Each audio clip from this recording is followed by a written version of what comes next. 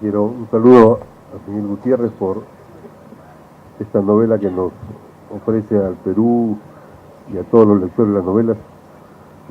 Yo la recibí la novela hace pocos días y apenas empecé a leer, uno es captado rápidamente por la preocupación: ¿cuándo van a matar a Quimper? ¿Y quién lo va a matar a Quimper? ¿Y por qué lo va a matar a Quimper? ¿Y qué hace Quimper? ¿Por qué Quimper vive lo que vive? Y le debo confesar que en medio de los debates del Congreso, de las clases, de las conferencias, he estado leyendo la novela y la he terminado en el Sanjón, en un atoro del tránsito, para ver si lo habían matado a Quimper, y Quimper no iba muriendo hasta el final, y no lo voy a contar al final, pero ciertamente es un ritmo que capta rápidamente al lector y lo sumerge en la problemática, que es una problemática tratada al mejor estilo de los grandes novelistas que Bakhtin analiza en el mundo. Yo dictaba en San Marcos un curso de Sociología de la Cultura que se llama Literatura y Sociedad, donde señalaba que Arguedas y Miguel Gutiérrez eran los dos para entender más completamente la sociedad, también Vargas Llosa, pero otros campos de la sociedad que Vargas Llosa no tocaba, los tocan con mucha fuerza ambos autores. Y creo que Miguel Gutiérrez en esta novela nos sumerge en una época, en un periodo determinado del Perú. Diríamos, el eje de la novela es el año 92, como año, pero es más que una novela de un año, de unos acontecimientos, o de un personaje que hay tres posibles gentes que lo van a matar. Es una época, diría desde los años 70 casi hasta la actualidad. Es la sensibilidad de esa época la que nos presenta Miguel Gutiérrez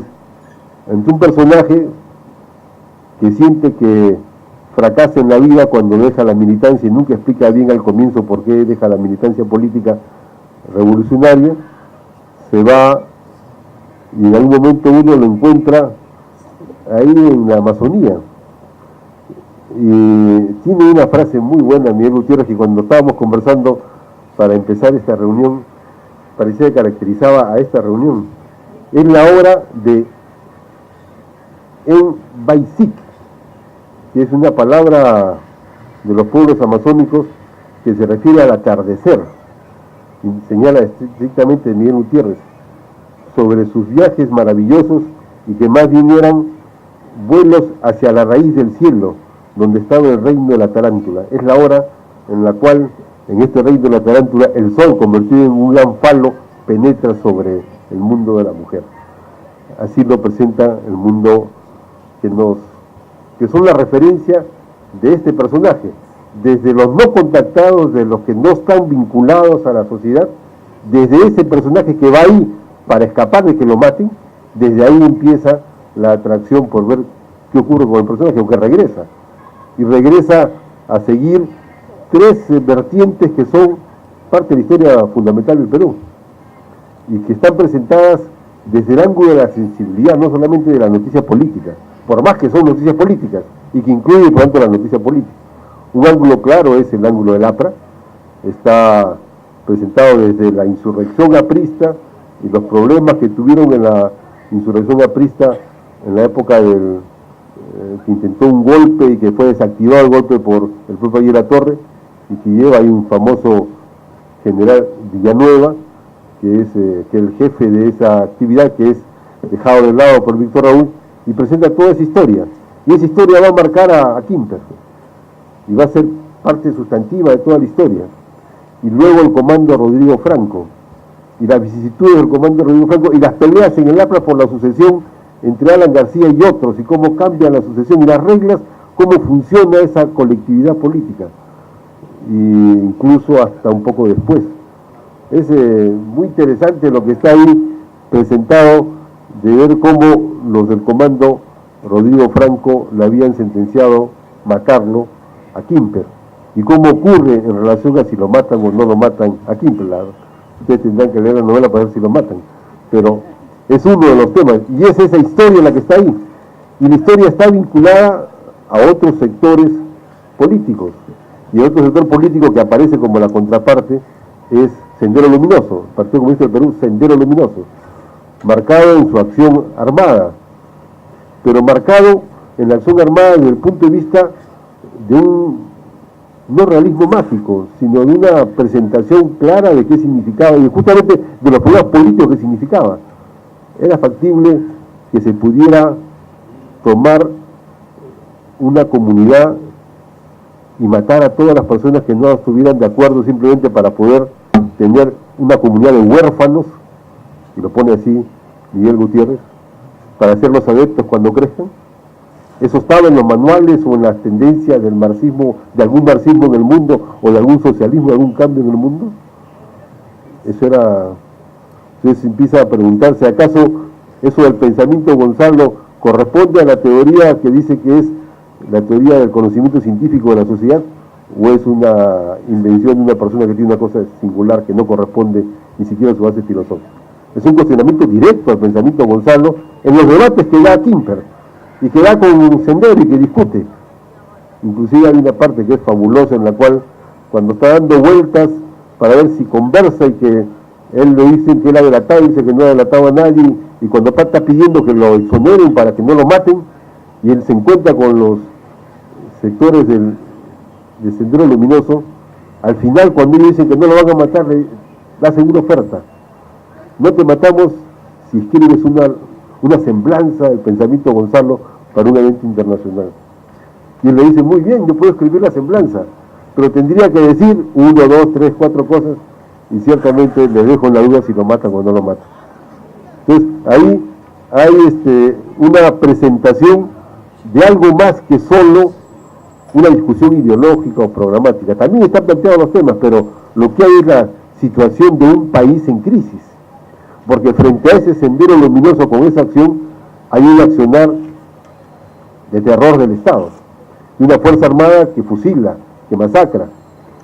Eso ya lo conocemos todos ahora, cuando de los Cabitos quedó claro que era un cementerio de inocentes, y cuando están tantos asesinatos en todo el país, y cuando frente a Sendero Luminoso se aplicó una guerra prácticamente colonial, de destrucción de la población para poder acabar con lo que supuestamente era el enemigo. Y continúa el tema de Sendero en el año 92, en el tema de cómo las prisioneras de Sendero se inmolan, que son de los temas que le discute a los personajes de Sendero, a sus comisarios. Le dice: pero en la inmolación, inclusive hay un debate muy interesante que plantea, porque los funcionarios, los comisarios de Sendero estaban, según la novela y según también la realidad, convencidos que lo que había no era un equilibrio estratégico real. ¿Qué cosa es un equilibrio estratégico? Cuando dos fuerzas tienen la misma cantidad de fuerza de control del territorio y de las armas. En el Perú, en el año 92, no había un equilibrio estratégico evidente, pero la subjetividad de las mujeres que estaban en la cárcel era que sí lo había, y la consigna del partido era que la manera de poder tumbar al emperador es que tenían que estar dispuestas a morir y a sacrificarse en vano, porque no había equilibrio estratégico, pero tenían que inmolarse. Que la inmolación como convocatoria política es cuestionada frontalmente, desde el punto de vista político y desde el punto de vista moral. Es muy interesante lo que está planteado en el contexto de esa persecución a Quimper por ese sector. Y en medio de ellos aparecen varios sectores de izquierda, muy interesantes las referencias. Hay algunos claramente identificables. Está Alonso Bueno, el poeta, que es una presentación muy simpática, muy emotiva, y los que lo conocen, los que lo conocemos, Alonso Bueno, podemos identificar de que está hablando de él. Y además es él, es claramente él el que está ahí presentado con sus reflexiones, con su estilo y con todas las discusiones. No es su palabra, no es una transcripción, no es un testimonial, es una construcción de un personaje, a partir de un personaje que todo el mundo lo va a identificar como parte de la realidad. Esa es otra de las grandes cosas de la novela, que después la comentaré, es que siempre nos pone casi en la realidad, pero no es la realidad, pero también es la realidad de la sensibilidad de esa época. Pasa eso también con Ismael Frías, que aparece en la novela. O sea, hay varios personajes, hasta situaciones que nos va presentando de ese doble binomio. Y en el fondo, Quimper es un gran perseguido. Entonces logra construir un personaje y uno dice, ¿es un perseguido por estas dos fuerzas o es una cosa mayor? Y al final Quimper, yo creo que mi evaluación personal, mi análisis, es que Quimper va expresando un poco la sensibilidad de esa época, del pueblo, de la población, del conjunto de los ciudadanos de esos años, la sensibilidad de no saber a dónde se va, de lo que va a pasar, de qué alternativas hay, de cómo van las posibilidades del país y los cambios nuevos que aparecen. Y ahí creo que es la maestría que tiene Miguel Gutiérrez en los temas que Bakhtin llama el uso del espacio y del tiempo, porque no hay un tiempo preciso, es el año 92, pero uno lee la novela y uno está seguro que es lo que está pasando todo el tiempo presente, pero ya está hablando de mayo de París, ya está hablando de 10 años antes, después habla de 20 años antes, y empieza a hablar no solamente de cambios temporales, habla de ese momento presente del día concreto en el cual está produciendo esas acciones, y la rememora 10 años antes de lo que ocurre sobre ese tema. Eso lo pone con otra condición espacial, Lima. La Lima que retrata es la Lima cultural, es la Lima de los poetas, de los artistas, de los políticos, de los años 70, casi 50, 70, y de pronto nos da un gran salto, espectacular. Yo bromeaba ahora con Miguel, le decía que estoy seguro que él tiene que haber estado ahí, no es posible describirlo con la maestría que lo describe el rock subterráneo y el pongaje. Él tiene que haber estado haciendo pogo para poder bailar, porque está con una descripción, ciertamente está Domingo de Ramos mencionado y incluido, entonces, pero es una virtualidad de la presentación del cambio urbano de Lima con sus cambios culturales, y eso forma parte de toda la trama en la cual se va presentando la figura de Quimper. Termino señalando que creo que esta novela nos pone muchos temas, va a traer muchos temas a reflexión, nos pone un sujeto colectivo que es de izquierda ciertamente, pero mucho más que la izquierda es la población. Quimper es el sujeto que expresa, que ha construido eso que Miguel Gutiérrez ha llamado, le pone en la boca a Leoncio Bueno, ¿no? Le pone el partido de los poetas, y él en su declaración periodística ha dicho que él es del partido de los novelistas, ¿no? Él lo que ha hecho es de la novela